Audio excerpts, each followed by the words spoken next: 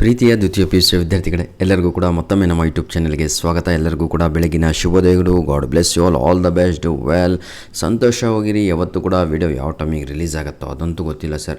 ಆದರೆ ವಿಡಿಯೋ ಮಾಡ್ತಾ ಇರುವಂಥದ್ದು ಮುಂಜಾನೆ ಎದ್ದುಬಿಟ್ಟು. ನಾನು ಮುಂಜಾನೆ ಎದ್ದು ವಿಡಿಯೋ ಮಾಡ್ತಾಯಿದ್ದೀನಿ ಅಂದರೆ ಹಾಗಿದ್ರೆ ಎಕ್ಸಾಮ್ ಬರೆಯೋರು ಎಷ್ಟು ಗಂಟೆಗೆ ಎದ್ದು ಓದಬೇಕು ಅನ್ನೋದ್ರು ಸ್ವಲ್ಪ ಯೋಚನೆ ಮಾಡಬೇಕು. ಬನ್ನಿ, ಈ ಒಂದು ವಿಡಿಯೋದಲ್ಲಿ ನಿಮಗೆಲ್ಲರಿಗೂ ಕೂಡ ನಮ್ಮ ಕರ್ನಾಟಕ ಶಾಲಾ ಪರೀಕ್ಷೆ ಮತ್ತು ಮೌಲ್ಯ ನಿರ್ಣಯ ಮಂಡಳಿ ರಿಲೀಸ್ ಮಾಡಿರುವಂತಹ ದ್ವಿತೀಯ PUCಯ ಮಾದರಿ ಪ್ರಶ್ನೆ ಪತ್ರಿಕೆ 1, 2, 3, 4, 5 ಸಂಪೂರ್ಣವಾಗಿ ಇದರ ಬಗ್ಗೆ ಚರ್ಚೆ ಮಾಡ್ತಾ ಹೋಗೋಣ. ಫಾರ್ ದಿಸ್ ಅಕಾಡೆಮಿಕ್ ಇಯರ್ 2026-27ಗಾಗಿ ಈ ಒಂದು ಮಾಡಲ್ ಕ್ವಶನ್ ಪೇಪರ್ಗಳು ರಿಲೀಸ್ ಆಗಿದ್ದಾವೆ. ಸಬ್ಜೆಕ್ಟ್ ಕನ್ನಡ ಆಗಿರುತ್ತೆ, 80 ಮಾರ್ಕ್ಸ್ ಕ್ವಶನ್ ಪೇಪರ್ ಆಗಿರುತ್ತೆ. ಇಷ್ಟು ಸಾಕು ಅನಿಸುತ್ತೆ ವಿವರಣೆ, ಹೌದಲ್ವಾ? ಬನ್ನಿ ವಿದ್ಯಾರ್ಥಿಗಳೇ, ಹಾಗಿದ್ರೆ ಡೈರೆಕ್ಟಾಗಿ ನಮ್ಮ ಕ್ವಶನ್ ಪೇಪರಿನ ಬಗ್ಗೆ ನಾವು ಕ್ವಶನ್ ಪೇಪರ್ನಲ್ಲಿ ಪಿಚ್ ಆಗಿಬಿಡೋಣ, ಆಯಿತಾ? ರಾವಣನಿಗೆ ಯಾರ ಬಗ್ಗೆ ವೈರಾಗ್ಯ ಮೂಡಿತು ಅಂತ ಇದೆ. ಸೀತೆಯ ಬಗ್ಗೆ ವೈರಾಗ್ಯ ಅವನಿಗೆ ಮೂಡುತ್ತೆ. ಇಷ್ಟು ಫಸ್ಟು ತಾವು ತಲೆನಲ್ಲಿಟ್ಕೊಳ್ಳಿ. ಈ ಒಂದು ಮಾಡೆಲ್ ಕ್ವಶನ್ ಪೇಪರ್ನಲ್ಲಿ ಬರುವಂತಹ ಪ್ರಶ್ನೆಗಳು 50% ಚಾನ್ಸಸ್ ಇದ್ದಾವೆ ನಿಮ್ಮ ಆ್ಯನ್ಯುವಲ್ ಎಕ್ಸಾಮಿಗೆ ಬರುವಂಥದ್ದು. ಯಾಕಂದರೆ ಇಲ್ಲಿ ನಾನು 100 ಅಂತ ಹೇಳಲಿಕ್ಕೆ ಬರಲ್ಲ. 5 ಪ್ರಶ್ನೆ ಪತ್ರಿಕೆಗಳು ಇದ್ದಾವೆ. 5ರಲ್ಲಿ ಯಾವುದಾದ್ರು ಒಂದು ಆ ಪಾಠದ್ದು ಪ್ರಶ್ನೆ ಅಲ್ಲಿ ಬರುತ್ತೆ, ಪಿಕ್ ಆಗುತ್ತೆ. ಅದು ಬರೋದಂತೂ 100%, ಆಯಿತಾ? ಯಾಕೆ ಪದೇ ಪದೇ ನಾನು ಹೇಳ್ತಾ ಇದ್ದೀನಿ ಅಂದರೆ, because you are not watching model question papers. You people are thinking these are simply model question paper, ಮಾದರಿ ಅಲ್ವಾ ಅಂತ. ನಿಜವಾಗಿಯೂ ಮಾದರಿ ಅಲ್ಲ, ಅದು ಬೇರೆ ಲೆವೆಲ್ಲಿಗಿದ್ದಾವೆ ಕ್ವಶನ್ ಪೇಪರ್ಸು. ಗುರು ಹೇಗೆ ವರ್ತಿಸಬಾರದು ಅಂತ ಒಂದು ಪ್ರಶ್ನೆ ಇದೆ. ಗುರು ಲಘುವಾಗಿ ವರ್ತಿಸಬಾರದು ಅನ್ನುವಂಥದ್ದು ರೈಟ್ ಆನ್ಸರ್ ಆಗಿರುತ್ತದೆ, ಆಪ್ಷನ್ ಸಿ. ಹಗೆಯನ್ನು ಏನೆಂದು ಉಪೇಕ್ಷಿಸಬಾರದು ಅಂತ 3ನೆಯ ಪ್ರಶ್ನೆ ಇದೆ. ಬಾಲಕನೆಂದು ಉಪೇಕ್ಷಿಸಬಾರದು ಅನ್ನುವಂಥದ್ದು ರೈಟ್ ಆನ್ಸರ್ ಆಗಿರುತ್ತದೆ, ಆಪ್ಷನ್ ಬಿ. ನೆಕ್ಸ್ಟು, ಮೈ ಡಿಯರ್ ಚಿಲ್ಡ್ರನ್, ತನ್ನಿಂದ ಉಪಕಾರ ತೋಟಕ್ಕಾದರೂ ಇಲ್ಲ, ಬಿಣ್ಣಾಣದ ಮಾತಿಗೆ ಕೊನೆ ಇಲ್ಲ ಎಂದು ಪುರಂದರದಾಸರು ಹೇಳಿರುವ ಮಾತಿನ ಭಾವವೆಂದರೆ ಅಂತ ಒಂದು ಸ್ಟೇಟ್ಮೆಂಟನ್ನು ಕೊಟ್ಟಿದ್ದಾರೆ, ಹೌದಲ್ವ? ಇದಕ್ಕೆ ಸರಿಯಾದ ಉತ್ತರ, ದುರ್ಜನರು ಉಪಕಾರ ಮಾಡುವ ಬಿಣ್ಣಾಣದ ಮಾತಾಡುತ್ತಾರೆ ಅಂತ. ಕ್ವಶನ್ ನಂಬರ್ 5, ಯಾವುದಕ್ಕೆ ಸೆಳೆವಿದೆ ಎಂದು ಕವಿ ಹೇಳುತ್ತಾರೆ ಅಂತ ಒಂದು ಪ್ರಶ್ನೆ ಇದೆ. ಇದಕ್ಕೆ ಸರಿಯಾದ ಉತ್ತರ ಪ್ರೀತಿಯ ವಿದ್ಯಾರ್ಥಿಗಳೇ, ಆಯಿತಾ, ಜೀವನದ ನದಿಗೆ ಅನ್ನುವಂಥದ್ದು ರೈಟ್ ಆನ್ಸರ್ ಆಗಿರುತ್ತದೆ, ಜೀವನದ ನದಿಗೆ, ಆಪ್ಷನ್ ಎ. ಹಾಗಿದ್ದರೆ ಬನ್ನಿ, ನಿಮಗೆಲ್ಲರಿಗೂ ಕೂಡ ಈಗ ನಾವು ಏನು ಸರ್ ಬೇರೆ ಕ್ವಶನ್ ಪೇಪರಲ್ಲೆಲ್ಲ 5-6 MCQs ಇದ್ದರೆ ಕನ್ನಡದಲ್ಲಿ 10 MCQs ಅಂತ ನೋಡಿ. ಸಬ್ಜೆಕ್ಟ್ ವೈಸು ಬೇರೆ ಬೇರೆ ರೀತಿಯಲ್ಲಿ ಅವರು ಡಿವೈಡ್ ಮಾಡಿದ್ದಾರೆ. ಹಾಗಾಗಿ ಪಾರ್ಟ್ ಎ ನಿಮಗೆ 10 MCQs ಕನ್ನಡ ಲ್ಯಾಂಗ್ವೇಜಲ್ಲಿ ನಿಮಗೆ ಲಭ್ಯವಾಗುತ್ತೆ. ಕೊನೆಗೆ ಬಸಲಿಂಗ ಯಾವುದರಿಂದ ಮುಕ್ತನಾಗಿದ್ದ ಅಂತ ಇದೆ. ಎಲ್ಲರಿಗೂ ಕೂಡ ಗೊತ್ತು, ಇದು ಸುಳ್ಳುಗಳಿಂದ ಅನ್ನುವಂಥದ್ದು ರೈಟ್ ಆನ್ಸರ್ ಆಗಿರುತ್ತದೆ. ಒಂದು ರಾಜ್ಯದ ಎಲ್ಲ ಸೌಲಭ್ಯಗಳನ್ನು ಬಳಸಿಕೊಂಡು ಬದುಕುವ ಜನ ಅಲ್ಲಿನ ಭಾಷೆಯನ್ನು ಬಳಸುವುದು ಅನಿವಾರ್ಯವಾಗುತ್ತದೆ ಎಂಬ ನಾಯಕರ ಮಾತಿನ ಆಶಯವೆಂದರೆ ಅಂತ ಪ್ರಶ್ನೆ ಇದೆ. ಇದರ ಮಾತು ಏನು ಅಂದರೆ, ಹೊರ ರಾಜ್ಯದಿಂದ ಬಂದು ನೆಲೆಸಿರುವವರು ಇಲ್ಲಿನ ಭಾಷೆ ಕಲಿಯಬೇಕು ಅಂತ. ನಮ್ಮ ಕರ್ನಾಟಕಕ್ಕೀಗ ಆಂಧ್ರದವರು ಬಂದಿದ್ದಾರೆ, ಹೌದಲ್ವಾ? UP, ಬಿಹಾರಿ, ಹೌದು, ಬಹಳ ಕಡೆಯಿಂದ ಬಂದು ನೆಲೆಸ್ತಾ ಇದ್ದಾರೆ. ಯಾಕಂದರೆ ಸಿಲಿಕಾನ್ ಸಿಟಿ ನಮ್ಮ ರಾಜ್ಯದಲ್ಲಿಯೇ ಇರುವಂಥದ್ದು, ಬೆಂಗಳೂರು. ಹಾಗಿದ್ದರೆ ಇವರೆಲ್ಲರೂ ಕೂಡ ಕನ್ನಡ ಭಾಷೆಯನ್ನು ಕಲಿಬೇಕು ಅಂತ. ಕೃಷ್ಣೇಗೌಡರ ಆನೆ ಮೊದಲು ಯಾವ ಮಠದಲ್ಲಿ ಇತ್ತು ಅಂತ 8ನೆಯ ಪ್ರಶ್ನೆ ಇದೆ. ಇದೆಲ್ಲರಿಗೂ ಕೂಡ ಗೊತ್ತಿರುವಂಥದ್ದು. ನೀವೇ ನನಗೆ ಕಮೆಂಟ್ ಮಾಡ್ತೀರಾ ಅಂತ ಈ ಒಂದು ವಿಡಿಯೋವನ್ನು ಮುಂದುವರಿಸ್ತಾ ಇದ್ದೇನೆ. ಆದರೆ 2 ಆಪ್ಷನನ್ನು ಡಿಲೀಟ್ ಮಾಡಿ ಕೊಡ್ತೇನೆ. ಕ್ವಶನ್ ನಂಬರ್ 8, ಆಯಿತಾ? ಈಗ ಎ ಹಾಗೂ ಸಿ ಎರಡೂ ಕೂಡ ನಾನು ಡಿಲೀಟ್ ಮಾಡಿ ಕೊಡ್ತೇನೆ. ಆನ್ಸರು ಇದಾಗಿರಬೇಕು, ಇಲ್ಲ ಇದಾಗಿರಬೇಕು, 2ರಲ್ಲಿ ಒಂದು. ಕ್ವಶನ್ ನಂಬರ್ 8 ಬಿನೋ ಅಥವಾ ಡಿನೋ ಅಂತ ತಾವುಗಳು ಕಮೆಂಟ್ ಮಾಡಿದರೆ ಬಹಳ ಖುಷಿಯಾಗುತ್ತೆ. ವಿಡಿಯೋ ನೋಡ್ತಾ ಇದ್ದೀರಾ ಅಂತ, ನಿಮ್ಮ ಇನ್ವಾಲ್ವ್ಮೆಂಟ್ ಬೇಕು ಸರ್. ನಾಗರಾಜ ಕೋವಿ ಹಿಡಿದು ಎಲ್ಲಿ ಕುಳಿತಿದ್ದನು ಅಂತ 9ನೆಯ ಪ್ರಶ್ನೆ ಇದೆ. ಎಲ್ಲರಿಗೂ ಕೂಡ ಗೊತ್ತು ಸರ್ ಇದು, ಆಯಿತಾ? ರೈಟ್ ಆನ್ಸರ್ ಈಸ್ ಶಿಕಾರಿ ಗಂಡಿಯಲ್ಲಿ ಅನ್ನುವಂಥದ್ದು ರೈಟ್ ಆನ್ಸರ್ ಆಗಿರುತ್ತದೆ. ಇದ್ದಿದ್ದನ್ನು ಏನಿದು ನಡೆಸ್ಕೊಂಡು ಹೋಗೋದೇ ಕಷ್ಟ ಆಗಿದೆ. ಜನಗಳ ವಿಶ್ವಾಸವನ್ನು ಉಳಿಸಿಕೊಂಡು, ಕುರ್ಚಿನೂ ಉಳಿಸಿಕೊಂಡು, ಟರ್ಮು ಉಳಿಸಿದರೆ ಸಾಕಾಗಿದೆ ನನಗೆ ಎಂಬ ಖಾನ್ ಸಾಹೇಬರ ಮಾತಿನ ಮರ್ಮವೆಂದರೆ ಕ್ವಶನ್ ನಂಬರ್ 10. ಎಂತಹ ಡೈಲಾಗ್ ಕಣ್ರಿ, ಆಯಿತಾ? ಅಧಿಕಾರ ಏನಿದು ಉಳಿದರೆ ಸಾಕು ಅಂದ ಒಂದು ಮಾತು ಅವರ ಮೈಂಡಲ್ಲಿ ಆಗಿಬಿಡುತ್ತೆ. ಅಧಿಕಾರ ಉಳಿದ್ರೆ ಸಾಕು ಬಿಡಪ್ಪ ಅತ್ಲಾಗೆ, ಜನ ಇರೋದೇ ಹೆಂಗೋ, ಒಟ್ಟು 5 ವರ್ಷ ದಬ್ಬಿಟ್ರೆ ಸಾಕು ಅನ್ನೋ ಲೆಕ್ಕಾಚಾರಕ್ಕೆ ಹೇಗೆ ಮಾತಾಡ್ತೀವಲ್ವ ಹಾಗೆ. ಇಲ್ಲಿಗೆ ಸಂಪೂರ್ಣವಾಗಿ 10 MCQಸ್ಗಳು ಕಂಪ್ಲೀಟ್ ಆಯಿತು ಮಕ್ಕಳೇ. ಈಗ ನಾವು ಏನಂತೀರ ತಾವುಗಳು ಬಿಟ್ಟ ಸ್ಥಳವನ್ನು ತುಂಬಿರಿ ಅನ್ನೋದರಲ್ಲಿ ಇದ್ದೀವಿ. ದುರಾಸೆಯ ಹುಡುಗನ ನಿರಾಕರಿಸಿದವರು ಯಾರು ಅಂತ ಇದೆ. ಎಲ್ಲರಿಗೂ ಕೂಡ ಗೊತ್ತು, ಎಲ್ಲ ಕ್ವಶನ್ ಪೇಪರಲ್ಲೂ ಬರ್ತಾಯಿದೆ, LBನಲ್ಲೂ ಕೂಡ. ಅದು ನಿಶಾ ಶರ್ಮಾ ಅನ್ನುವಂಥದ್ದು ರೈಟ್ ಆನ್ಸರ್ ಆಗಿರುತ್ತದೆ. ದಣಿಗಳು ಹೊಳೆಯ ಏನಿದು ಹೊಳೆತ್ತಲು ಸೂಚಿಸಿದ್ದು ಡ್ಯಾಶ್ ಅಂತ ಇದೆ. ಕುದುಪನಿಗೆ ಅನ್ನುವಂಥದ್ದು ರೈಟ್ ಆನ್ಸರ್. ಡ್ಯಾಶ್ ಅವರು ಕಲಾಂ ಅವರನ್ನು ಶಾಲೆಗೆ ಕಳಿಸುವಂತೆ ಪ್ರೇರೇಪಿಸಿದರು ಅಂತ ಇದೆ. ಶಿವಸುಬ್ರಹ್ಮಣ್ಯ ಅಯ್ಯಾರ್ ಅನ್ನುವಂಥದ್ದು ರೈಟ್ ಆನ್ಸರ್. ಬೇಡ ಅಲ್ವಾ, ಬರೆದು ಬಿಡೋಣ, ಯಾಕಂದರೆ ನಮ್ಮ ಮಕ್ಕಳಿಗೆ ಆಯಿತಾ. ನಿಶಾ ಶರ್ಮಾ ನೋಡಿ, ಇದು ಕ್ವಶನ್ ನಂಬರ್ 11 ಆಗಿರುತ್ತೆ, ಹೌದಲ್ವಾ. ಕುದುಪನಿಗೆ ಅಂತ ಇದೆ, ಇದು ಕ್ವಶನ್ ನಂಬರ್ 12 ಆಗಿರುತ್ತೆ ಮಕ್ಕಳೇ ಆನ್ಸರು, ಆಯಿತಾ. ಶಿವ ಸುಬ್ರಹ್ಮಣ್ಯ ಅಯ್ಯಾರ್, ಇದು ಕ್ವಶನ್ ನಂಬರ್ 13 ಆಗಿರುತ್ತೆ, ಆಯಿತಾ. ನೆಕ್ಸ್ಟ್ ನೋಡಿ, ಶೇಷನು ರಾಮಾಯಣದ ಕಥೆಯನ್ನು ಡ್ಯಾಶ್ನಿಗೆ ಹೇಳಿದನು ಅಂತ ಇದೆ, ಆಯಿತಾ. ವಾತ್ಸಾಯನಿಗೆ ಅನ್ನುವಂಥದ್ದು ರೈಟ್ ಆನ್ಸರ್ ಆಗಿರುತ್ತದೆ. ಇದು ಕ್ವಶನ್ ನಂಬರ್ 14 ಆಗಿರುತ್ತೆ. ಡ್ಯಾಶ್ ಬಾಯಿ ಚಪಲ ಜಾಸ್ತಿ ಇರುತ್ತದೆ ಅಂತ ಪೆನ್ಷನ್ದಾರರಿಗೆ ಅನ್ನುವಂಥದ್ದು ರೈಟ್ ಆನ್ಸರ್. ಆವಾಗ ಬಾಯಿನಲ್ಲಿ ಏನಾದರೂ ಒಂದು ಸ್ವಲ್ಪ ಹಾಕಂತಿರ್ತಾರೆ, ಯಾಕಂದ್ರೆ ಜೇಬಲ್ಲೇ ಇಟ್ಕೊಂಡ್ಬಿಡ್ತಾರೆ ಅವರೆಲ್ಲ. ಧನ್ಯವಾದಗಳು ವಿದ್ಯಾರ್ಥಿಗಳೇ. ಬನ್ನಿ, ಇವೆಲ್ಲ ಪ್ರಶ್ನೆಗಳು ನಿಮ್ಮ LBಗೂ ಹೆಲ್ಪ್ ಆಗುತ್ತೆ, ಮಿಡ್ ಟರ್ಮಿಗೂ ಕೂಡ ಹೆಲ್ಪ್ ಆಗುತ್ತೆ. ಯಾಕಂದರೆ ಬಹಳ ಜನ ಈಗಾಗಲೇ LBF 4 ಕೊಡಿ, ಬಹಳ ಜನ ಈಗಾಗಲೇ ಮಿಡ್ ಟರ್ಮ್ ಪೋರ್ಷನ್ ಕೊಡಿ ಅಂತ ಕೇಳ್ತಾ ಇದ್ದೀರಾ.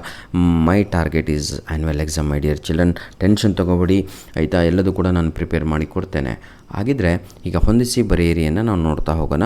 ಪುಲಿಗೆರೆ ಸೋಮನಾಥ ಅಂತ ಇದೆ, ಎಷ್ಟು ಚೆನ್ನಾಗಿ ಕೊಟ್ಟಿದ್ದಾರೆ ಕಣ್ರಿ, ಹೌದಲ್ವಾ. ಸೋಮೇಶ್ವರ, ಅದು ನೋಡಿ ಇದರಲ್ಲೇ ಆನ್ಸರ್ ಇದೆ ಸರ್. ಸೋಮನಾಥ ಸೋಮೇಶ್ವರ ಶತಕ ಅನ್ನುವಂಥದ್ದು ರೈಟ್ ಆನ್ಸರ್ ಆಗಿರುತ್ತದೆ. ಪುರಂದರ ದಾಸರು, ಹೌದಲ್ವಾ. ಕ್ವಶನಲ್ಲೇ ಆನ್ಸರ್ ಇದೆ ಕಣ್ರಿ, ಪುರಂದರ ವಿಠಲ ಅಂತ ನೋಡಿ. ಪುರಂದರ ದಾಸರು, ಪುರಂದರ ವಿಠಲ.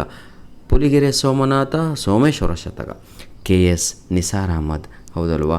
ಅದು ವ್ಯಕ್ತಿಪರ ಕವನಗಳು ಅನ್ನುವಂಥದ್ದು ರೈಟ್ ಆನ್ಸರ್ ಆಗಿರುತ್ತದೆ, ಆಪ್ಷನ್ ಬಿ. T ಯಲ್ಲಪ್ಪ ಚಿಟ್ಟೆ ಮತ್ತು ಜೀವಯಾನ ಅನ್ನುವಂಥದ್ದು ರೈಟ್ ಆನ್ಸರ್ ಆಗಿರುತ್ತದೆ, ಆಪ್ಷನ್ ಡಿ. ಸುಕನ್ಯಾ ಮಾರುತಿ ಒಮ್ಮೆ ನಗುತ್ತೇನೆ ಅನ್ನುವಂಥದ್ದು ರೈಟ್ ಆನ್ಸರ್ ಆಗಿರುತ್ತದೆ ಮಕ್ಕಳೇ. ಧನ್ಯವಾದಗಳು. ಇವೆಲ್ಲ ಕ್ವಶನ್ಸ್ಗಳು ನಿಮಗೆ ಬಹಳ ಇಂಪಾರ್ಟೆಂಟ್ ಆಗಿರುವಂಥದ್ದು. ಹಾಗಿದ್ದರೆ ಇಲ್ಲಿನಿಂದ ಈಗ ನಾನು ಏನು ಮಾಡ್ತಾಯಿದ್ದೀನಿ ಅಂದರೆ 20 ಅಂಕಕ್ಕೆ ಕಂಪ್ಲೀಟಾಗಿ ನಿಮಗೀಗ ಏನು ಮುಗೀತು ಹೇಳಿ ನೋಡೋಣ. ವೆರಿ ಗುಡ್, ಆಯಿತಾ. ನಿಮ್ಮ ಕ್ವಶನ್ ಪೇಪರು 20 ಮಾರ್ಕ್ಸಿಗೆ ಕಂಪ್ಲೀಟ್ ಆಯಿತು. ಈಗ ನಾವು ಆಯಿತಾ B ಪಾರ್ಟಲ್ಲಿದ್ದೀವಿ. 2 ಅಂಕದ ಪ್ರಶ್ನೆಗಳನ್ನು ನಾವು ಇಲ್ಲಿ ನೋಡ್ಬೋದು. ರಾವಣ ತನ್ನ ಅಂತಃಪುರದ ಸ್ತ್ರೀಯರನ್ನು ಹೇಗೆ ಸಂತೈಸಿದನು ಅಂತ ಒಂದು ಪ್ರಶ್ನೆ ಇದೆ. ರಾವಣನು ತನ್ನ ಸಮಸ್ತ ಅಂತಃಪುರದ ಸ್ತ್ರೀಯರನ್ನು ಕುರಿತು ನಿಮಗೆ ಇಷ್ಟೊಂದು ಅಪಮಾನ ಮಾಡಿದ ಅಂಗದಾದಿಗಳನ್ನು ಏನಿದು ಹುಬ್ಬು ಗಂಟಿಕ್ಕು ದೊರೊಳಗಾಗಿ ಕ್ಷಣ ಮಾತ್ರದಲ್ಲಿ ಅಂತ ಆಯಿತಾ ಸೆರೆ ಹಿಡಿದು ತಂದು ಅವರನ್ನು ನಿಮ್ಮ ಮುಂದೆಯೇ ನಾನು ಏನಿದು ಪ್ರಕಾರವಾಗಿ ಶಿಕ್ಷಿಸುತ್ತೇನೆ ಎಂದು ಸಂತೈಸಿದನು ಅನ್ನುವಂಥದ್ದು ರೈಟ್ ಆನ್ಸರ್. ಕ್ವಶನ್ ನಂಬರ್ 18, ವೀರ ಮತ್ತು ಯೋಗಿಗೆ ಯಾವ ಗುಣಗಳಿರಬೇಕು ಅಂತ ಒಂದು ಪ್ರಶ್ನೆ ಇದೆ.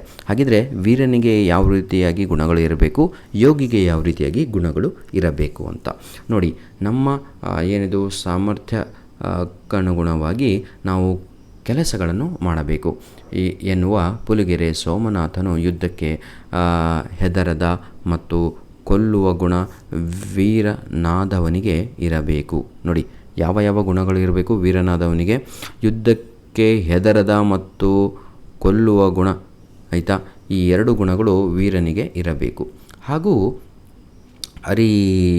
ಷಡ್ವರ್ಗಗಳನ್ನು ಅಂದರೆ ಕಾಮ, ಕ್ರೋಧ, ಏನಿದು ಲೋಭ, ಮದ, ಮತ್ಸರ, ಆಯಿತಾ, ಏನಿದು ಗೆಲ್ಲುವ ಗುಣ ಇರುವವನು ಯೋಗಿ ಆಗಬೇಕು ಎಂದಿದ್ದಾರೆ. ಅಬ್ಬಬ್ಬಬ್ಬಬ್ಬಬ್ಬ, ಯೋಗಿ ಯಾರಾಗಬೇಕು ಸರ್?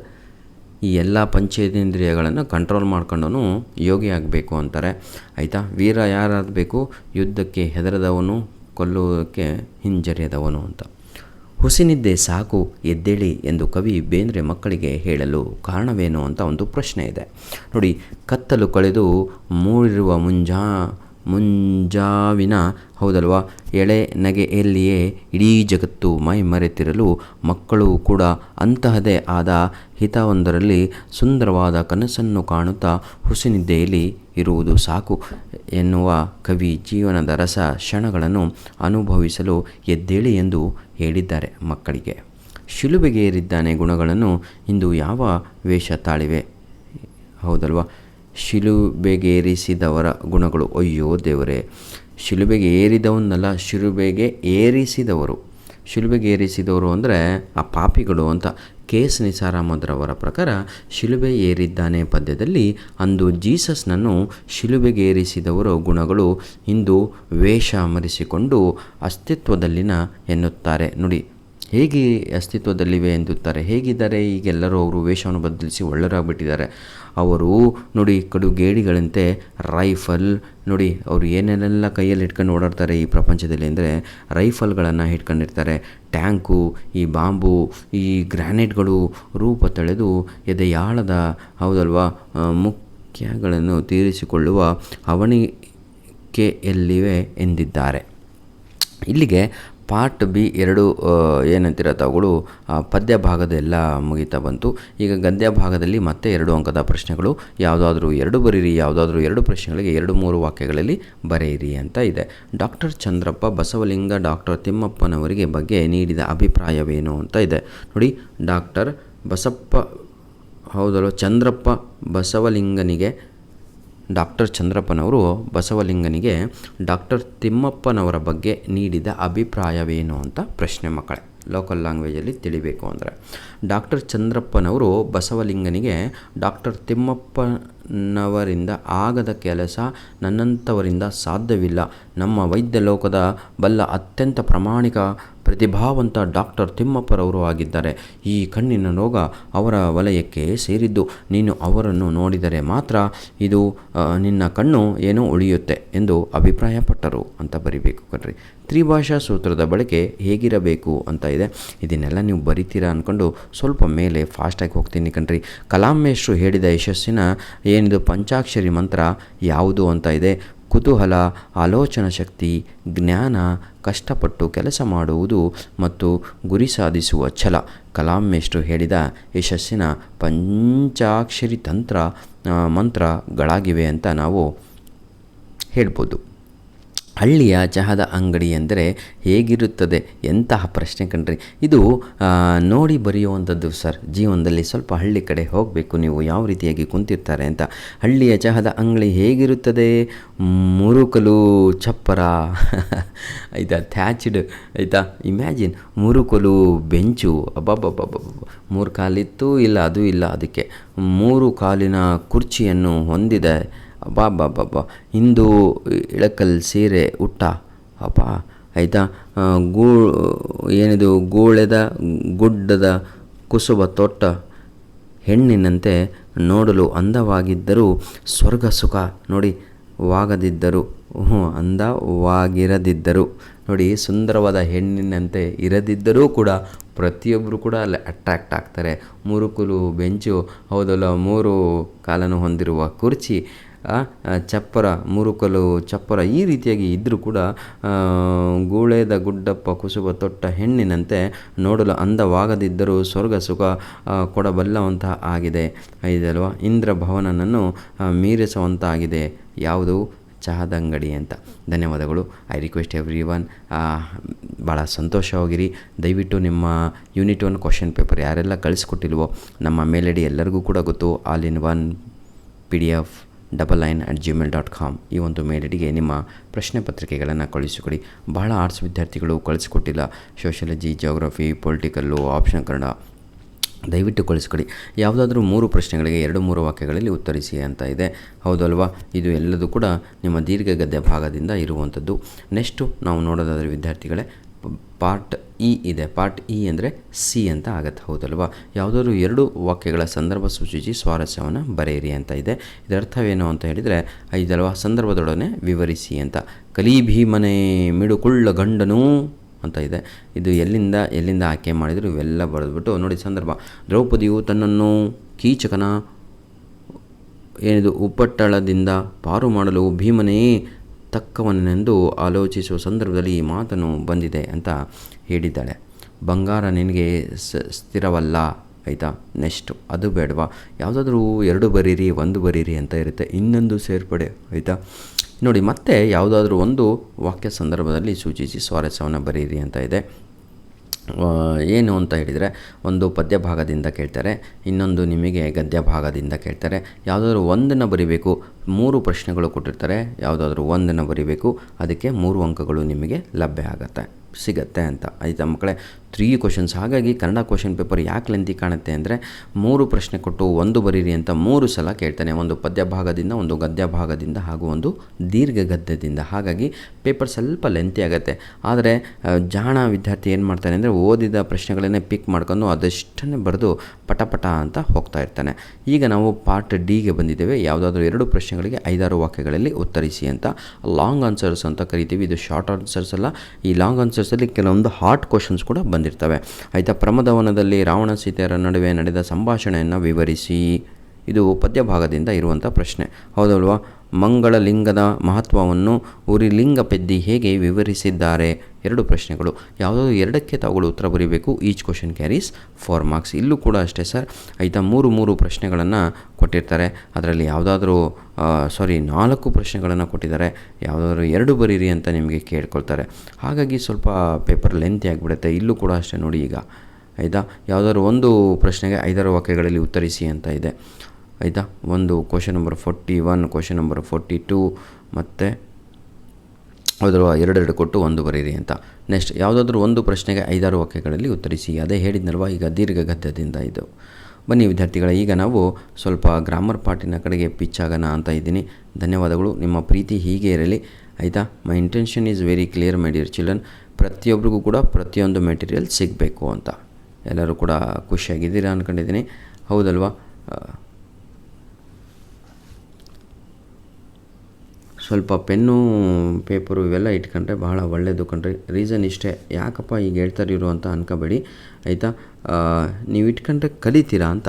ಕೆಳಗಿನ 2 ಪದಗಳಿಗೆ ನಾನಾರ್ಥಗಳನ್ನು ಬರೀರಿ ಅಂತ ಇದೆ ನೋಡಿ. ನಾನಾರ್ಥ ಅಂದರೆ ಒಂದೇ ಮೀನಿಂಗ್ ಅಲ್ಲ, ಬಹಳ ಮೀನಿಂಗನ್ನು ಬರೀಬೇಕು ಆಯಿತಾ. ಬನ್ನಿ ಈಗ ನಾವು ಒಂದೊಂದಾಗಿ ಪ್ರಾರಂಭ ಮಾಡೋಣ ಆಯಿತಾ. ಫಸ್ಟು ತೊರೆ ಅಂತ ಕೊಟ್ಟಿದ್ದಾರೆ. ತೊರೆ ಅಂದರೆ ಏನು ಅಂತ ಆಯಿತಾ. ಈ ಬರೆದು ಏನು ಮಾಡಬೇಕು ನೀವು ಎಕ್ಸಾಮಲ್ಲಿ, ಬೀಡು. ತೊರೆ ಅಂದರೆ ಬಿಡು ಅಂತ, ಬಿಟ್ಬಿಡು ನನ್ನನ್ನು ಅಂತ. ನೆಕ್ಸ್ಟ್ ಇನ್ನೊಂದು ತೊರೆ ಅಂದರೆ ನದಿ ಅಂತ. ನೋಡಿ 2 ಡಿಫ್ರೆಂಟ್ ಮೀನಿಂಗನ್ನು ಕೊಟ್ಟೆ. ಅದನ್ನೇ ನಾವು ನಾನಾರ್ಥಗಳು ಅಂತ ಕರಿತೀವಿ ಆಯಿತಾ. ಮೀನಿಂಗ್ ಕೊಡಬೇಕು, ಆದರೆ ಡಿಫ್ರೆಂಟಾಗಿ ಇರಬೇಕು. ಇನ್ನೊಂದು ಬೇಕಾದ್ರೆ ಕಲಿಸ್ತೀನಿ. ಗುರು ಅಂತ ಇದೆ. ಗುರು ಅಂದರೆ ಏನಾಗಿರ್ಬೋದು, ಗ್ರಹ ಕೂಡ ಆಗುತ್ತೆ ನೋಡಿ. ನಮ್ಮ ಗ್ರಹಗಳಲ್ಲಿ ಒಂದು ಗುರು ಗ್ರಹ ದೊಡ್ಡದು, ಹೌದಲ್ವೇನ್ರಿ. ನೆಕ್ಸ್ಟು ಇನ್ನೊಂದು ಗುರು ಅಂದರೆ ಅರ್ಥವೇನು ಅಂದರೆ ಶಿಕ್ಷಕ ಅಂತ. ಶಿ ಬರೆದು ಕಾ ಬರೆದು ಶಾವತ್ ಕೊಟ್ಟು ಮತ್ತೆ ಕಾ ಅಂತ ಬರಿಬೇಕು. ಕ್ಲಿಯರ್ ಅಲ್ಫಿ ಅರ್ಥ ಆಯಿತು ಅನಿಸುತ್ತೆ. ಈಗ ಕಲಿ ಅಂತ ಇದೆ. ಕಲಿ ಅಂದರೆ ಏನು ಅಂತ ನೋಡೋಣ. ಕಲಿ ಅಂತ ಇದೆ. ಕಲಿ ಅಂತ ಹೇಳಿದರೆ ತಿಳಿ ಅಂತ. ಈಗ ಓದುವ ಸಮಯದಲ್ಲಿ ಕಲಿಯಲೆ ಅಂತ ಹೇಳಿಲ್ವಾ, ಹಾಗಿದ್ರೆ ಕಲಿ ಅಂತ. ಹಾಗಿದ್ರೆ ಇನ್ನೊಂದು ಕಲಿ ಅಂತ ಹೇಳಿದರೆ ಕಲಿ ಭೀಮ ಅಂತ ಕರಿತೀವಿ, ಗೊತ್ತಾ. ಅಂದರೆ ವೀರ ಭೀಮ ಅಂತ. ನೆನ್ಪಿಟ್ಕೊಳ್ಳಿ ಮಕ್ಕಳೇ. ಇಲ್ಲ ಸರ್ ಇನ್ನೊಂದು ಬರಿಬೇಕಿತ್ತು ನಮಗೆ ಅಂದರೆ ಯುಗ ಅಂತಲೂ ಕೂಡ ಬರಿಬೋದು. ಯು ಇದು ಆಯಿತಾ. ಧನ್ಯವಾದಗಳು ವಿದ್ಯಾರ್ಥಿಗಳೇ. ಈಗ ಕೆಳಗಿನ 2 ಪದಗಳ ಗುಣವಾಚಕಗಳನ್ನು ಬರೆಯಿರಿ ಅಂತ ಇದೆ. ಏನೂ ಇಲ್ಲ ಕಣ್ರಿ. ಗುಣವಾಚಕ ಅಂತ ಹೇಳಿದರೆ ಅಬ್ಜೆಕ್ಟಿವ್ ಬರೆಯಿರಿ ಅಂತ. ನೌನ್ ಹುಡ್ಕೊಂಬಿಟ್ರೆ ಅದರ ಹಿಂದಿಂದೆ ಅಬ್ಜೆಕ್ಟಿವ್ ಆಗಿರುತ್ತೆ. ಈಗ ನೋಡಿ ಹುಸಿ ನಿದ್ದೆ ಅಂತ ಇದೆ. ಸ್ವಲ್ಪ ಝೂಮ್ ಮಾಡೋಣ, ನಮ್ಮ ಮಕ್ಕಳಿಗೆ ತಿಳಿಬೇಕು, ನಮ್ಮ ಮಕ್ಕಳಿಗೆ ಚೆನ್ನಾಗಿ ಕಾಣಬೇಕು ಉದ್ದೇಶ. ನೋಡಿ ಕ್ವಶನ್ ನಂಬರ್ 46 ಕಂಪಲ್ಸರಿಯಾಗಿ ಎಕ್ಸಾಮಲ್ಲಿರುತ್ತೆ ನೋಡಿ. ಈಗ ಗುಣವಾಚಕಗಳು ಅಂತ ಇದೆ. ಗುಣವಾಚಕ ಅಂದರೆ ಅಬ್ಜೆಕ್ಟಿವ್ಸ್ ಅಂತ, ADJ ಅಂತ ಅಬ್ಜೆಕ್ಟಿವ್ಸ್ ಆಯಿತಾ ಮಕ್ಕಳೇ. ಏನೂ ಇಲ್ಲ, ಹೊಗಳೋದು ಅಥವಾ ತೆಗೊಳ್ಳುವುದು ಅಂತ ಅಷ್ಟೇ ರೀ. ಬನ್ನಿ ಈಗ ನೋಡೋಣ ಒಂದು ಕ್ವಾಲಿಫೈ ನೌನನ್ನು. ಹಾಗಿದ್ರೆ ಇಲ್ಲಿ ನೌನ್ ಯಾವುದು ಅಂದರೆ ನಿದ್ದೆ ಅಂತ ಇದೆ. ಎಂತಹ ನಿದ್ದೆ ಮಕ್ಕಳೇ? ಹುಸಿ ನಿದ್ದೆ ಅಂತ. ಎಕ್ಸಾಮಲ್ಲಿ ಇದಿಷ್ಟು ಬರ್ಕೊಂಡು ಆಯಿತಾ, ಇದನ್ನು ಸ್ವಲ್ಪ ಹೈಫನ್ ಹಾಕಿ ಹುಸಿ ಅಂತ ಮುಂದೆ ಬರೆದ್ರೆ ಮುಗೀತು. ಯಾಕಂದರೆ ಇಲ್ಲಿ ಹುಸಿ ಅನ್ನೋವಂಥದ್ದೇ ಆನ್ಸರ್ ಆಗಿರುತ್ತೆ. ಹಾಗಿದ್ರೆ ಗೂಗೆ ಮರಿ ಅಂತ ಇದೆ. ಮರಿ ಅನ್ನುವಂಥದ್ದು ಇಲ್ಲಿ ನೌನ್ ಆಗುತ್ತೆ. ಹಾಗಿದ್ರೆ ಎಂತಹ ಮರಿ? ಗೂಗೆ ಮರಿ. ಹಾಗಿದ್ರೆ ಆನ್ಸರ್ ಏನು? ಗುಣವಾಚಕ ಗೂಗೆ ಅಂತ. ಹೌದಾ? ತಪ್ಪಲ್ವಾ? ಅರ್ಜೆಂಟ್ ಮಾಡಿದರೆ ಹಿಂಗಾಗತ್ತೆ. ಯಾಕಂದರೆ ಎಲ್ಲದೂ ಕೂಡ ಹಿಂದೆನೇ ಬರುತ್ತೆ ಅಂದರೆ ಅದು ತಪ್ಪು. ಹಾಗಾಗಿ ಮಕ್ಕಳ ಇಲ್ಲಿ ನೌನ್ ಯಾವುದು ಗೊತ್ತಾ? ನಾನು ಅದಕ್ಕೆ ನಿಮಗೆ ಸ್ವಲ್ಪ ಪೇಷನ್ಸ್ ಇಟ್ಕೊಂಡು ಹೇಳ್ಕೊಡ್ತಾ ಇದ್ದೀನಿ. ನೌನು ಇಲ್ಲಿ ಗೂಗೆ ಆಗತ್ತೆ. ಹಾಗಿದ್ರೆ ಸರಿಯಾದ ಉತ್ತರ ಬಂದು ಮರಿ ಅನ್ನುವಂಥದ್ದು ರೈಟ್ ಆನ್ಸರ್ ಇಲ್ಲಿ ಆಯಿತಾ. ಯಾವತ್ತೂ ಕೂಡ ಹಿಂದೆನೇ ಇರುತ್ತೆ ಅಂದುಕೊಳ್ಳಬೇಡಿ. ಏನು ಇಲ್ಲಿ ಈಗ ಎಲ್ಲಿದೆ ಇದು, ಫಸ್ಟಿಗೆ ಇದೆ ಹುಸಿ ಅನ್ನುವಂಥದ್ದೇ ಆನ್ಸರ್. ಅವಾಗ ನೀವೇನು ಮಾಡ್ತೀರಾ, ನೋಡೋದೇ ಇಲ್ಲ ಭಾಳ ಜನ ಗೂಗೆ ಅಂತ ಬರೆದು ಬಿಡ್ತೀರಾ. ಯಾಕಂದರೆ ನೆಕ್ಸ್ಟ್ ಆನ್ಸರ್ ನಮಗೆ ಬೆಳ್ಳಿ ಅಂತ ಬರುತ್ತೆ ಇಲ್ಲಿ ಆನ್ಸರ್. ಈಗ ನೋಡಿ ಇಲ್ಲಿ ಆನ್ಸರ್ ಯಾವುದು, ಮರಿ ಅನ್ನುವಂಥದ್ದು. ಗೂಗೆ ಅನ್ನುವಂಥದ್ದು ನೌನ್, ಇಲ್ಲಿ ಗೂಗೆ ನೌನು, ಇಲ್ಲಿ ಲೋಟ ನೌನು, ಇಲ್ಲಿ ನಿದ್ದೆ ನೌನು. ಆಯಿತಾ. ಆ ನೌನಿನ ಕ್ವಾಲಿಫೈ ಮಾಡುತ್ತಲ್ವ ನೋಡಿ, ಲೋಟ. ಎಂತಹ ಲೋಟ ಮಗ, ಬೆಳ್ಳಿ ಲೋಟ. ಬೆಳ್ಳಿ ಅನ್ನುವಂಥದ್ದು ಗುಣವಾಚಕ, ಇಲ್ಲಿ ಮರಿ ಅನ್ನುವಂಥದ್ದು ಗುಣವಾಚಕ. ಅರ್ಥ ಆಯಿತು ಅನಿಸುತ್ತೆ ಎಲ್ಲರಿಗೂ ಕೂಡ. ಧನ್ಯವಾದಗಳು. ಆಯಿತಾ. ಬನ್ನಿ ಕ್ವಶನ್ ನಂಬರ್ 47 ನೋಡೋಣ. 2 ಕ್ರಿಯಾಪದಗಳ ಧಾತು ರೂಪಗಳನ್ನು ಬರೆಯಿರಿ ಅಂತ ಇದೆ. ಆಯಿತಾ. ಭಾಳ ಈಸಿ ಕಣ್ರಿ, ಏನೂ ಇಲ್ಲ. ಫಸ್ಟ್ ಲೆಟ್ರು ನೆನ್ಪಿಟ್ಕೊಬಿಡಿ, ಬರೆದು ಒಗೆದು ಬಿಡ್ತೀರಾ. ಆಯಿತಾ. ಎಲ್ಲಾದರೂ ಕೂಡ ಮುಗಿತೀನಿ ರೀ. ಆಯಿತಾ. ನೋಡಿ ಈಗ ಫಸ್ಟ್ ಲೆಟ್ರ್ ಏನು, ನಿಂದರು ಅಂತ ಇದೆ, ನಿಲ್ಲು ಅಂತ ಬರೆಯೋದು. ನೆಕ್ಸ್ಟು ಬಂದಿತು ಅಂತ ಇದೆ. ಆಯಿತಾ. ಬಾ ಅಂತ ಬರ್ಕೊಂಡು ಬರು ಅಂತ. ನೆಕ್ಸ್ಟ್ ಧಾತು ರೂಪ ಅಂತ ಹೇಳಿದರೆ ಏನು ಗೊತ್ತಾ, ಧಾತು ರೂಪ ಅಂತ ಹೇಳಿದರೆ ಬೇಸ್ ವರ್ಡ್ ಅಂತ ಧಾತು ರೂಪ ಅಂತ ಹೇಳಿದರೆ. ಆಯಿತಾ ಮಕ್ಕಳೇ. ಕುಣಿದನು ಅಂತ ಇದೆ, ಇದನ್ನು ಕು ಅಂತ ಬರ್ಕೊಂಬಿಡಿ ಫಸ್ಟು, ಕುಣಿ ಅಂತ. ಅಂದರೆ ಈ ಪದದಿಂದನೇ ಇವೆಲ್ಲ ಬಂದಿರುವಂಥದ್ದು ಅಂತ. ನಿಲ್ಲು ಹೌದಲ್ವ, ಅಲ್ಲಿಂದ ನಿಂದರು ಅಂತ ಬಂದಿದೆ. ಬರುವುದಿಂದ ಬಂದಿತು ಅಂತ ಬಂದಿರುವಂಥದ್ದು. ಬನ್ನಿ ಈಗ ನಾವು ಕ್ವಶನ್ ನಂಬರ್ 48 ನೋಡ್ತಾ ಹೋಗೋಣ. ಕೆಳಗಿನ 2 ಕ್ರಿಯಾಪದಗಳ ಕಾಲಗಳನ್ನು ಗುರುತಿಸಿ ಅಂತ ಇದೆ. ಭಾಳ ಈಸಿ ಕಣ್ರಿ. ಹಾಡುವಳು ಅಂತ ಇದೆ, ಭವಿಷ್ಯತ್ ಕಾಲ ಇದು ಹೌದಲ್ವಾ. ಇದು 100% ಎಕ್ಸಾಮಿಗೆ ಬರುವಂಥದ್ದು. ನಮ್ಮ ಮಕ್ಕಳಿಗೆ ಏನು ಅಂದರೆ ಭವಿಷ್ಯತ್ ಕಾಲ ಅಂತ ಸ್ಪೆಲ್ಲಿಂಗ್ ಬರೆಯೋಕ್ಕೆ ಬರಲ್ಲ. ದೊಡ್ಡ ಭಾ ಬರೀರಿ, ವಿ ಬರೀರಿ, ಶಾ ಬರೀರಿ, ಅದಕ್ಕೆ ಒಂದು ಯಾವತ್ತು ಕೊಡಿ.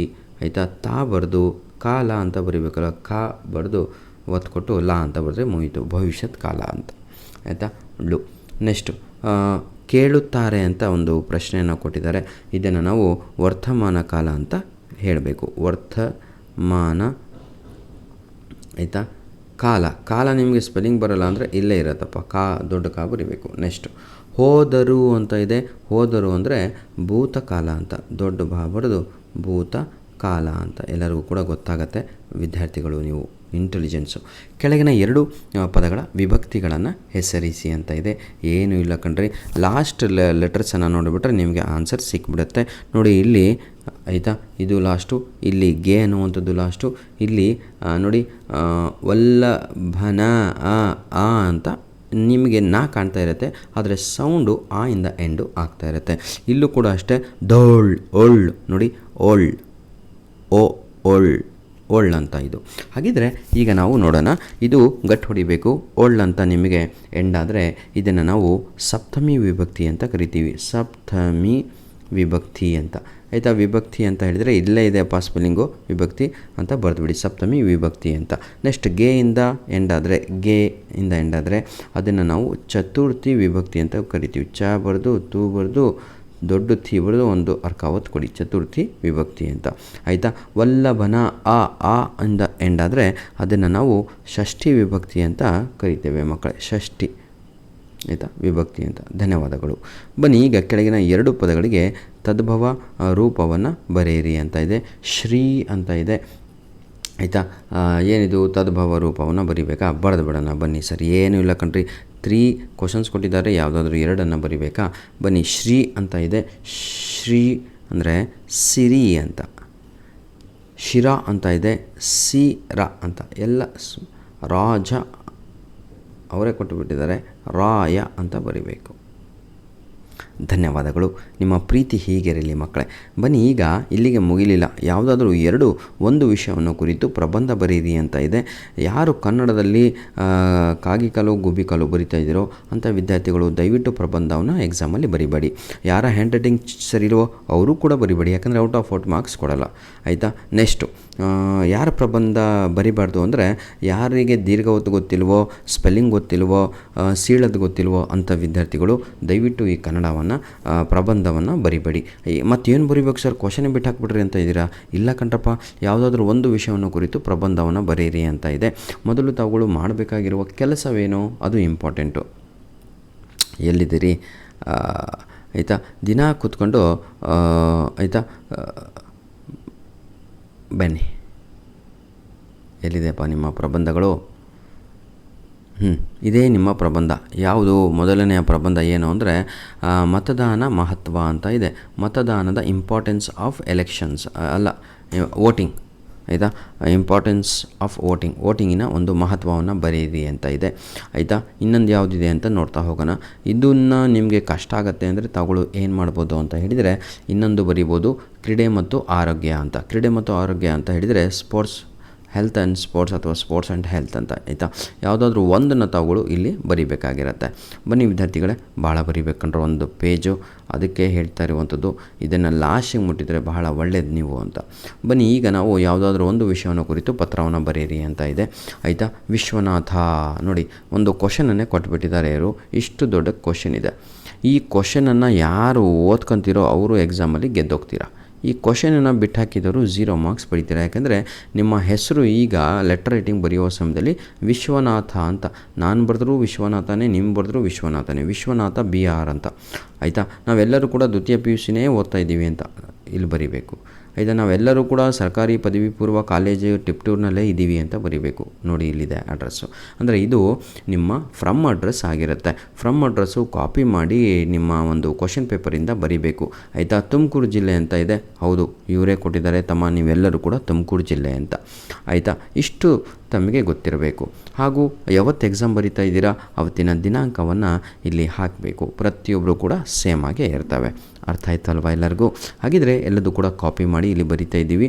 ಎದ್ರ ಬಗ್ಗೆ ಪತ್ರ ಬರಿತಾ ಇದ್ದೀರಾ ಅಂತ ನೋಡ್ಕೊಳ್ಳಿ, ಆಯಿತಾ. ಎದ್ರ ಬಗ್ಗೆ ಬನ್ನಿ, ಎಲ್ಲಿದೆ ನಿಮ್ಮ ಗೆಳೆಯನಿಗೆ ಪತ್ರ ಬರಿತಾ ಇದ್ದೀರಾ, ಆಯಿತಾ.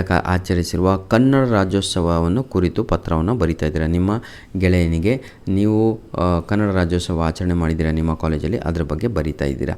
ಇದನ್ನೆಲ್ಲ ನೀವು ಬರಿತೀರಾ.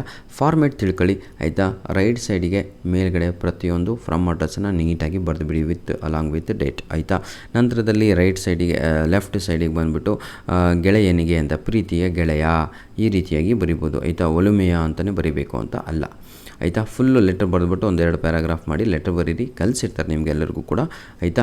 ಇಂತಿ ಗೆಳೆಯ ವಿಶ್ವನಾಥ್ BR ಅಂತ ಫಸ್ಟ್ ಫ್ರಮ್ ಅಡ್ರೆಸ್ಸಲ್ಲಿ ಏನು ಬರ್ತಿದ್ದೀವೋ ಅದನ್ನೇ ಇಲ್ಲಿ ಬರಿಬೇಕಾಗತ್ತೆ, ಸೇಮ್ ಇರಬೇಕು, ಆಯಿತಾ. ಇವರಿಗೆ ಅಂದರೆ ಟು ಅಡ್ರೆಸ್, ಇದು ಟು ಅಡ್ರೆಸ್. ಹಾಗಿದ್ರೆ ಟು ಅಡ್ರೆಸ್ ಯಾವ ರೀತಿಯಾಗಿ ನಾವು ಬರಿಬೇಕು, ಎಲ್ಲಿಂದ ಬರಿಬೇಕು ಅಂತ ತೋರಿಸ್ಕೊಡ್ತಾನೆ. ಸತೀಶ್ D ಸರ್ಕಾರಿ ಪದವಿ ಪೂರ್ವ ಕಾಲೇಜ್ ಅಂತ ಇದೆ. ಇಲ್ಲಿ ಟು ಅಡ್ರೆಸ್ ಕೂಡ ನಿಮಗೆ ರೆಡಿ ಇರುತ್ತೆ, ತೋರಿಸ್ಕೊಡ್ತೇನೆ ಸರ್. ಅರ್ಜೆಂಟ್ ಮಾಡಿದರೆ ಆಗಲ್ಲ. ನೋಡಿ ಈಗ ಇಲ್ಲಿ ಟು ಅಡ್ರೆಸ್ ಕೂಡ ಇದೆ ನೋಡಿ. ಸತೀಶ್ ಅಂತ ಇದೆ, ಸರ್ಕಾರಿ ಪದವಿ ಪೂರ್ವ ಕಾಲೇಜು, ಬಾಣಕಲ್, ಮೂಡಿಗೆರೆ ತಾಲೂಕು, ಚಿಕ್ಕಮಗಳೂರು ಜಿಲ್ಲೆ. ಇಲ್ಲಿ ನಿಮಗೆ ಟು ಅಡ್ರೆಸ್ ಕೂಡ ರೆಡಿ ಇದೆ. ಈ ಅಡ್ರೆಸ್ಸನ್ನು ಕಾಪಿ ಮಾಡಿ ಕೊನೆಯ ಭಾಗದಲ್ಲಿ ನೀವು ಇಲ್ಲಿ ಇದನ್ನು ಮೆನ್ಷನ್ ಮಾಡಬೇಕಾಗತ್ತೆ. ಕ್ಲಿಯರ್, ಆಯಿತಾ. ಈ ಪತ್ರ ನಿಮಗೆ ಕಷ್ಟ ಆಗುತ್ತೆ ಅಂದರೆ ಒಂದು ನಿಮಗೆ ಏನು ಇನ್ಫಾರ್ಮಲ್ ಲೆಟ್ರ್ ಆಯಿತು ಈಗ ನಾನು ಕಲಿಸಿದ್ದಲ್ಲಿ, ಅದು ಇನ್ಫಾರ್ಮಲ್ ಲೆಟ್ರ್ ಕಷ್ಟ ಆಗುತ್ತೆ ಅಂದರೆ you can go with formal letter. Formal letter ಇಂಗ್ಲೀಷಲ್ಲಿ ಇದ್ದಂಗೆ ಇರುತ್ತೆ, ಭಾಳ ಈಸಿಯಾಗಿ ಬರಿಬೋದು. ಇಂಗ್ಲೀಷಲ್ಲೂ ಕೂಡ ನಾವು ಏನು ಮಾಡ್ತೀವಿ, ಫಸ್ಟು ಫ್ರಮ್ ಅಡ್ರೆಸ್ಸಿಂದ ಸ್ಟಾರ್ಟ್ ಮಾಡ್ತೀವಿ, ಹೌದಲ್ವಾ. ಗೆ ಅಂತ ಹೇಳಿದರೆ ಟು ಅಡ್ರೆಸ್ಸಿಂದನೇ first from, then it is followed by to, ಮಧ್ಯದಲ್ಲಿ ಡೇಟನ್ನು ಬರಿತೀವಿ ಇಲ್ಲಿ, ಆಯಿತಾ. ಬೇರೆ ರೀತಿ ಇರುತ್ತೆ ಅಷ್ಟೇ. ಬನ್ನಿ ವಿದ್ಯಾರ್ಥಿಗಳೇ, ಧನ್ಯವಾದಗಳು. ನಿಮ್ಮ ಪ್ರೀತಿ ವಿಶ್ವಾಸ ಸದಾ ಹೀಗಿರಲಿ ಅಂತ ಹೇಳ್ತಾ ವಿಡಿಯೋನ ಇಲ್ಲಿಗೆ ಮುಗಿಸ್ತಾ ಇದ್ದೇನೆ. God bless you all. I request everyone, please do something for your future, ಆಯಿತಾ. God bless you.